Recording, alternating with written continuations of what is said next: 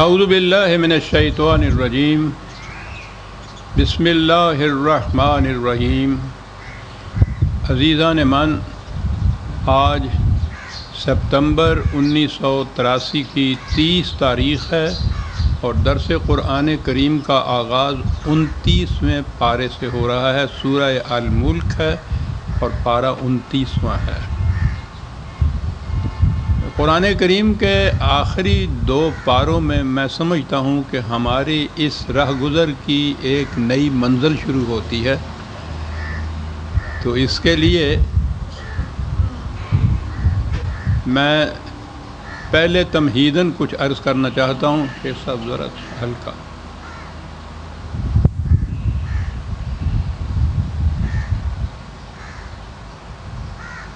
اس درس کی مختصر سی تاریخ، میں نے اس درس کا آغاز کراچی میں 1950 میں شروع کیا۔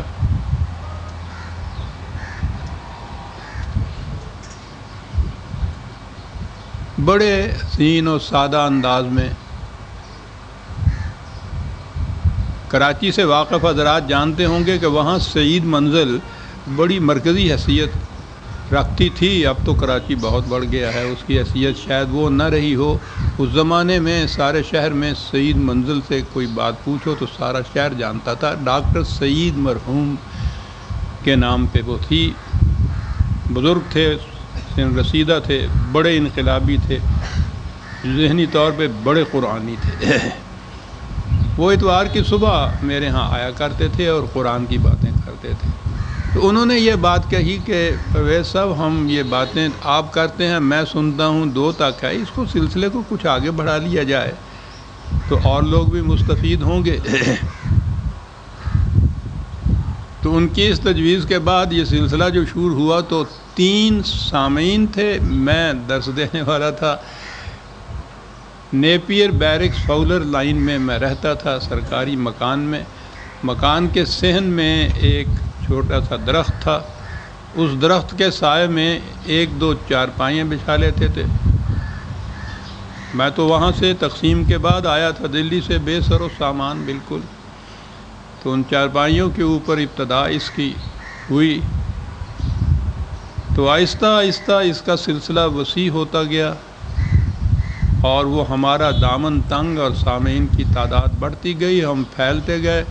مکان کے باہر بہت بڑا کشادہ میدان تھا، اس میں آہستہ آہستہ مانگی تانگی ہوئی کچھ کرسیاں بھی رکھتے چلے گئے۔ بہرحال 1958 تک میں وہاں رہا اور یہ سلسلہ خاصا پھیل چکا تھا، لیکن درس موضوعات پر ہوتا تھا، مسلسل قرآن کا درس نہیں تھا۔ موضوعات کے معنی یوں سمجھیے جیسے بنیادی نظریات، بیسک کانسیپٹس قرآن کے جو تھے انہیں میں لیتا تھا، کیونکہ جب تک یہ سمجھ میں نہ آئیں قرآن کا پیغام سمجھ میں نہیں آ سکتا۔ وہ بنیادی تصورات دیتا ہے اور باقی قرآن تو صرف ان تصورات کی تشریح اور وضاحت اور فروعات میں داخل ہیں۔ 1958 میں یہاں آیا، تو یہاں آنے کے بعد میں نے پھر اس سلسلے کو شروع کیا اور ضمناً فروری 1983 کے طلوع اسلام میں کچھ روایات لکھی ہے، تو اس میں 1953 لکھا گیا ہے، وہ کتابت کی غلطی ہے۔ 1953 میں تو میں کراچی میں ہی تھا، 1958 میں یہاں آیا ہوں۔ یہاں آ کے اس کی ابتدا کی تو ابتدا 2 سال ابتداً پھر انہی تصورات کے موضوعات پر ہی یہ درس رہا۔ 1960 میں پھر یہ مسلسل شروع کیا گیا الحمد سے۔ تو یہ پہلا دور جو اس کا تھا وہ 8 سال تک جاری رہا۔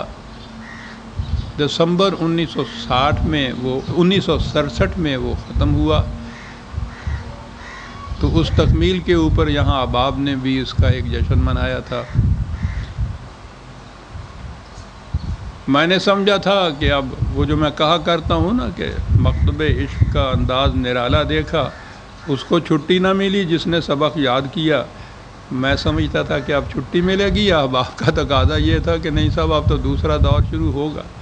تو چنانچہ مارچ 1968 سے یہ اس کا دوسرا دور شروع ہوا جو اس وقت تک جاری ہے۔ یعنی کہنا یہ چاہتا ہوں کہ پہلا دور 8 سال میں ختم ہو گیا تھا، دوسرے دور میں 15 سال ہو گئے ہیں اور ابھی 2 آخری پارے باقی ہیں۔ اور یہیں کھڑے ہو کے میں نے کہا تھا نا کہ اب اس سفر میں نئی منزل آتی ہے۔ قرآن کا انداز یہ ہے کہ وہ جوں آگے بڑھتا چلا جاتا ہے وہ تفصیلات کم کرتا چلا جاتا ہے، حقائق زیادہ دیتا چلا جاتا ہے۔ وہ نصاب کی کتاب کی طرح ہے کہ وہ یہ سمجھتا ہے کہ یہ باتیں جو ہیں تفصیلات کی، ان کو زیادہ دہرانے کی ضرورت نہیں ہے۔ وہ حقائق اور وہ مرتکز شکل میں کنسنٹریٹڈ فارم کے اندر وہ ہوتے ہیں، اور اس کے بعد جب آخری 2 پاروں میں وہ پہنچتا ہے تو یہاں تو پوچھئے نہیں کہ اس ارتکاز کی کیفیت کیا ہو جاتی ہے۔ 2 لفظوں کی ایک آیت، اور اس کی تشریح میں جانا چاہیے آپ تو کئی ہفتے لگ جائیں اس کے اندر۔ ایک تو زبان ہی عربی کی عجیب، پھر خدا کا انتخاب، پھر اس کے بعد آخری کتاب، اور یہ بھی نہیں کہ اس نے اتنا بڑا بنانا تھا، 5 7 10 15 والیوم کے اندر یہ کتاب ہے، بڑی مختصر کتاب ہے۔ میرے ہاں ایک ورق میں شیشے کے اندر میں نے وہ رکھی ہوئی ہے، تعظیماً مصر میں شائع ہوا، سارا قرآن ایک ورق کے اندر لکھا ہوا ہے۔ یہ اتنی سی کتاب ہے۔ تو آخری 2 پاروں میں پہنچ کر وہ اس کے جو حقائق ہیں وہ بڑے ہی مرتکز شکل کے اندر آ گئے ہوئے ہیں۔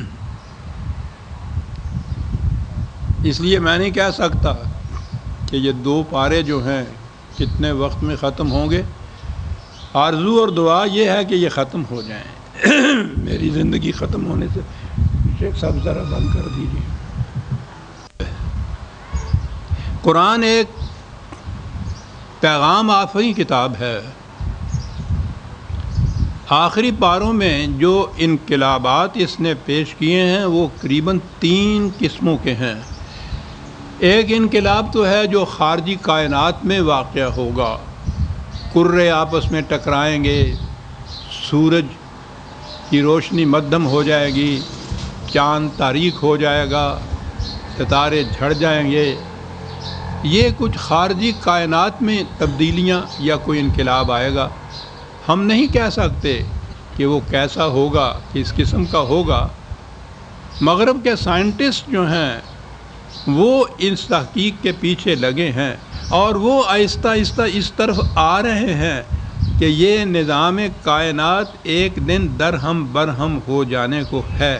وہ تو ابھی سے کہہ رہے ہیں کہ سورج کی حرارت میں اتنا فرق آ رہا ہے، اور ہم تو ان کی زبان بھی نہیں سمجھ سکتے۔ وہ ان کے ہاں کی سائنس کی زبان اور میتھمیٹک کی زبان ہی الگ ہے، لیکن وہ یہ کہہ رہے ہیں کہ یہ کیفیت ہو رہی ہے، اور ان کا اندازہ یہ ہے کہ حرارت میں کچھ زیادہ فرق آیا تو اس کی جو کشش ثقل ہے، یہ جو ستارے یہ جو کرے اپنی اپنی جگہ معلق ہیں، وہ ایک دوسرے کی کشش کی وجہ سے ہیں۔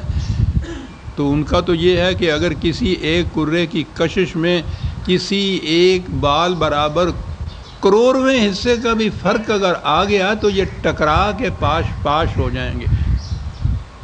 اس انقلاب کے متعلق ہم کچھ نہیں کہہ سکتے، اور پھر خام سر کھپاتے کیوں پھرے؟ ہم تو اس وقت ہوں گے بھی نہیں، ہوں گے بھی تو اگر ایک ٹکرایا ہوا اور ہم ختم ہو جائیں گے، بس ٹھیک ہے، قصہ ختم۔ دوسرا انقلاب وہ بتا رہا ہے، کچھ عالمگیر انقلاب اس انسانی دنیا کے اندر، اقوام کے اندر ایک قسم کا انقلاب ہے وہ، اور بڑا عالمگیر انقلاب ہے، اور وہ انقلاب ہے جس کے متعلق مترشح جو ہوتا ہے کہ آخر میں انسانیت جس نظام پہ آئے گی وہ وہی نظام ہوگا جو قرآن پیش کر رہا ہے عالمگیر انسانیت کے لیے۔ یہ دوسرا انقلاب ہے، اور تیسرا انقلاب وہ ہے جو مرنے کے بعد ہمارے ہاں آئے گا، جسے آپ قیامت سے تعبیر کر سکتے ہیں۔ یہ آخری پاروں کے اندر جو کچھ آئے گا ان میں سے ہی کسی